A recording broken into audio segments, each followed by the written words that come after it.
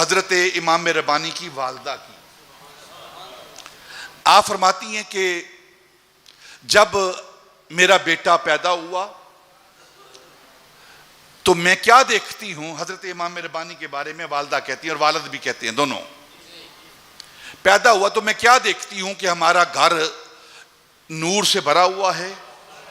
نوری حیولے ہیں۔ تو آپ فرماتی میں دیکھتی ہوں کہ تمام اولیاء جمع ہیں اور اعلان کر رہے ہیں، وہ نوری حیولے اولیاء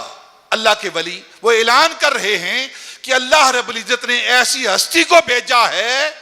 جو دین کو کامل طور پر صاف اور شفاف کر کے بھیجیں گے، اور یہ نبی پاک صلی اللہ علیہ وسلم کے کامل نائب ہوں گے۔ اب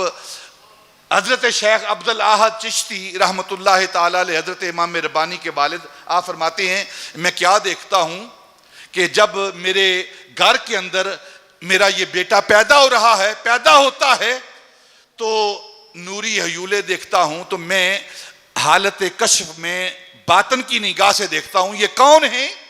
تو حضرت امام ربانی کے والد کہتے ہیں میں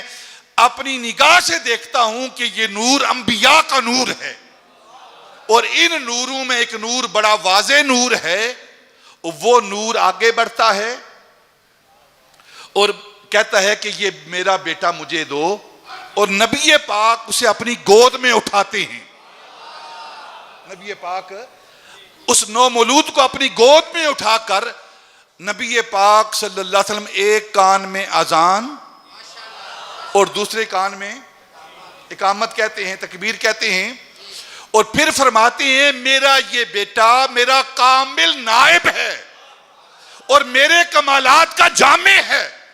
یعنی اگر میرے کمالات کو کسی نے دیکھنا ہوگا تو وہ احمد سرہندی کے کمالات کو دیکھے، اور یہی وجہ ہے کہ جب حضرت امام ربانی پیدا ہوئے